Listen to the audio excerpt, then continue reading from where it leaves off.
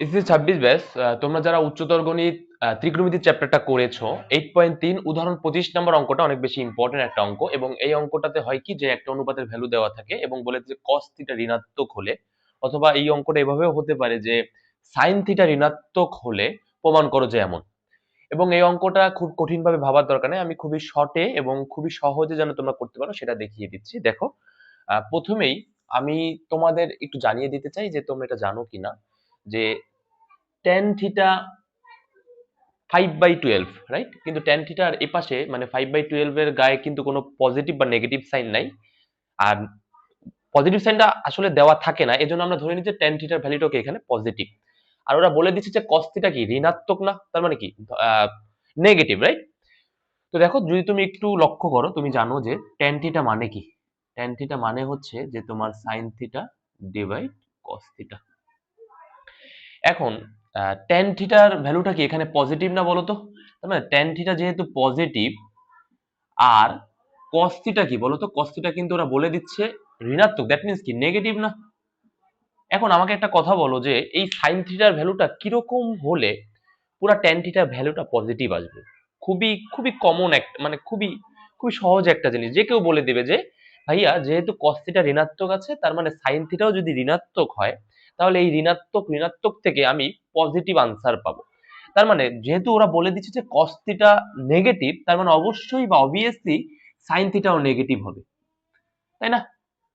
আবার এমনও তো হতে পারতো যে tan থিটা, সরি আমি এটা একটু কেটে দিচ্ছি, এমনও তো হতে পারতো যে ওরা বলে দিল কি, যে cos থিটা ঋণাত্মক, সরি মানে ওরা ওরা বলে দিল কি sin থিটা ঋণাত্মক, তাহলে cos থিটার ভ্যালুটা আবার কেমন দেখো। মানে এই অঙ্কটাই বা এই প্যাটার্নেই আছে tan থিটা 5/12 এবং বলে দিল যে sin থিটা ঋণাত্মক হলে প্রমাণ করো যে এটা, এই সেম কথাটাই বললো। এখন tan থিটা কি অবশ্যই পজিটিভ, কারণ tan থিটা পজিটিভ আমি দেখতে পাচ্ছি। আর sin থিটাটা কি বলে দিল? sin থিটা বলে দিল যে ঋণাত্মক, দ্যাট মিন্স কি নেগেটিভ, তার মানে আমি বলবো নেগেটিভ। এখন আমাকে বলতে হবে যে cos থিটার ভ্যালুটা কিরূপ হলে, বা পজিটিভ বা নেগেটিভের কোনটা হলে tan থিটার ভ্যালুটা পজিটিভ আসবে? অবভিয়াসলি তুমি বলবা যে নেগেটিভ হলে আসবে, তাই তো? তার মানে যেটা বোঝা গেল সেটা হচ্ছে কি, যে tan থিটার ভ্যালু যদি পজিটিভ থাকে, তার মানে sin এবং cos উভয়কেই নেগেটিভ নেগেটিভ হতে হবে, তাহলে আমরা ভ্যালুটা পাবো পজিটিভ।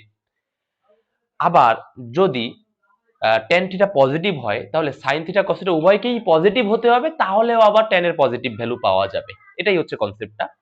আবার যদি tan থিটা নেগেটিভ হয়, তাহলে এই দুজনের মধ্যে যে কোনো একজনের পজিটিভ হতে হবে, একজনের নেগেটিভ হতে হবে। এটাই হচ্ছে কথা।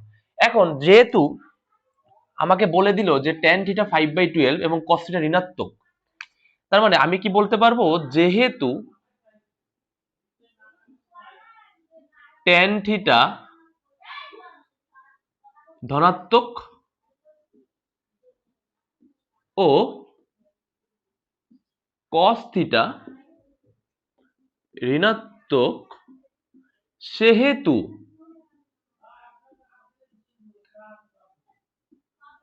sin থিটা অবশ্যই কি হবে? নেগেটিভ হবে বা ঋণাত্মক হবে, তাই তো? sin থিটা অবশ্যই নেগেটিভ হবে, এটা বা ঋণাত্মক হবে। এখন তুমি কি এতটুকু বুঝে গেলে যে আমার থিটাটা কোন ঘরে অবস্থিত? যেই ঘরে cos থিটাও ঋণাত্মক, sin থিটাও ঋণাত্মক। এখন দেখো, আমরা সকলেই জানি কোন ঘরে sin থিটাও ঋণাত্মক এবং cos থিটা ঋণাত্মক, মানে আমাদের জাস্ট এই টাইপের ম্যাথ গুলোতে আমাদের বের করতে হবে যে থিটা কোন ঘরে অবস্থিত, এটা বের করলেই হচ্ছে। তাহলে দেখো, আমরা আমরা একটু চারটা কোঅর্ডিনেট আঁকায় ফেলি। এবার আমি, এটা তো প্রথম, এটা দ্বিতীয়, এটা তৃতীয়, এটা চতুর্থ। এখানে কি অল পজিটিভ, এখানে কে সাইন থিটা আর কে কোসেক থিটা, আর এটা কে ট্যান থিটা আর কট থিটা, এটাকে কস থিটা আর সেক থিটা।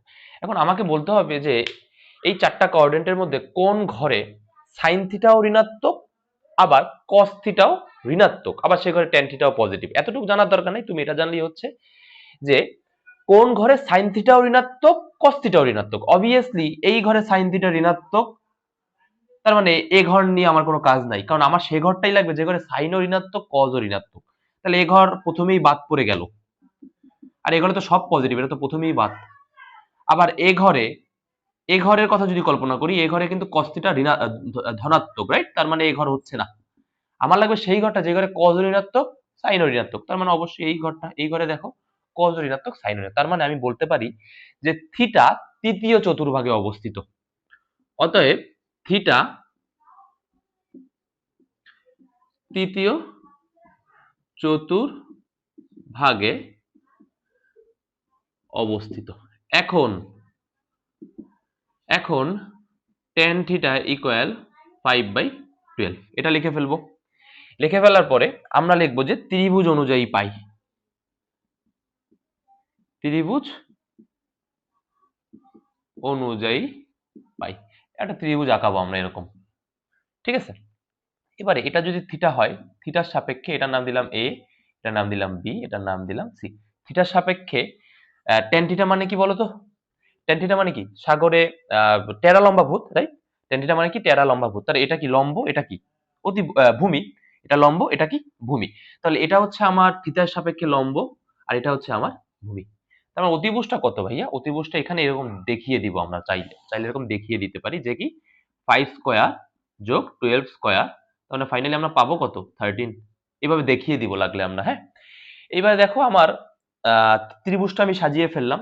এবারে আমি কি করব? এবারে হচ্ছে আমি ওই যে সাইন কস সেক ট্যান এই চারজনের ভ্যালু বের করব, বের করে আমি বামপক্ষ ক্যালকুলেট করে ওটা প্রমাণ করার চেষ্টা করব। তাহলে দেখো ট্যানের ভ্যালু তো অলরেডি আছে, তাহলে ট্যানের ভ্যালু দরকার নেই, আমি সাইনের ভ্যালু বের করি। সাইন থিটা মানে কি? সাগরে লবণতি, সাগরে লবণতি, তার মানে কি 5/13 না?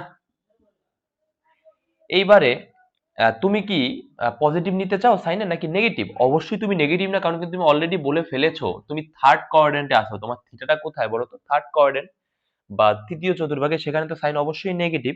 তাহলে আমরা খালি এভাবে একটা নেগেটিভ সাইন দিব। তারপরে কস থিটার ভ্যালু অবশ্যই লাগবে। কস থিটার ভ্যালুটা কেমন? কস থিটার ভ্যালুটা তো অবশ্যই ঋণাত্মক, ওরা বলে দিচ্ছে। আর তাছাড়াও তুমি এটাও জানো যে cos theta third coordinate, third coordinate অবশ্যই cos থিটা ঋণাত্মক। তাহলে cos থিটা মানে কি? কবরে ভূত অতি। তাহলে ভূত মানে কি? ভূমি। অতি মানে কি? অতিভুজ 13। আর নেগেটিভ সাইনটা রাখবো শুধু, হলো। এইবারে sec থিটা বের করব। sec থিটা বের করলে আমাদের সকল অনুপাত, এখানে যে চারটা অনুপাত রয়েছে চারটা অনুপাতই বের করা হয়ে যাবে। তাহলে sec থিটা মানে কি? cos থিটার উল্টা, তাই না? আর আমি কোন ঘরে আছি? থার্ড কোঅর্ডিনেটে, রাইট? আমি তো থার্ড কোঅর্ডিনেটে আছি। আমার থিটাটা কোন coordinate? Third coordinate. Third coordinate অবশ্যই তো sine positive, negative, cos negative, সেকও নেগেটিভ। তাহলে sec থিটাও নেগেটিভ আসবে ভ্যালুটা, তার মানে আমি কত বলবো? -13d/12। কেন -13d/12? 13d/12 হওয়ার কারণ হচ্ছে cos থিটার ভ্যালুটা উল্টাটাই হচ্ছে sec থিটার ভ্যালু। তাহলে সাইন কস সেক এবং ট্যান এর ভ্যালু তো দেওয়াই আছে, সবার ভ্যালু কিন্তু আমার কাছে রেডি। এখন আমি জাস্ট শুধু বামপক্ষ ক্যালকুলেশন করে বসালেই, যদি 51/26 বানাইতে পারি তাহলেই হচ্ছে আমার প্রমাণ হলো। তাহলে আমি লিখতে পারি বামপক্ষ, বামপক্ষে কি আছে যে সাইন থিটা যোগ আচ্ছা আমরা কি এটা জানি যে cos থিটার সাথে যদি মাইনাস থিটা থাকে, cos এর সাথে যদি মাইনাস থিটা থাকে তাহলে সেটাকে cos থিটা লেখা যায়, এটা কি আমরা জানি? এটা কিন্তু একটা ফর্মুলা ছিল। তারপর আমরা লিখে দেই cos থিটা। আবার sec থিটা, sec এর সাথে যদি মাইনাস থিটা থাকে তাহলে আমরা বলতে পারি ডিরেক্ট sec থিটা। এটা আশা করি আমরা জানি, এটা কিন্তু একটা বেসিক ফর্মুলা এই চ্যাপ্টারের। তার মানে দেখো এই জিনিসটা দেখতে একটু অগোছালো লাগছিল, একটু দেখতে আমাদের ডিসকমফোর্ট ফিল হতে পারতো, এখন কিন্তু সুন্দর করে ফেললাম। তারপরে সাইন থিটা যোগ cos theta divide sec theta plus tan theta. তাহলে সাইন থিটার ভ্যালু আমরা কত পেয়েছি? -5/13। তাহলে এখানে লিখে দেই -5/13 প্লাস cos থিটা মানে কত? cos থিটা মানে কত? -12/13। তাহলে প্লাসটা কেটে দেই, -12/13 লিখি, -12/13। sec থিটার ভ্যালু কত? -13/12, -13/12। আর tan থিটার ভ্যালু কত? 5/12। তাহলে +5/12।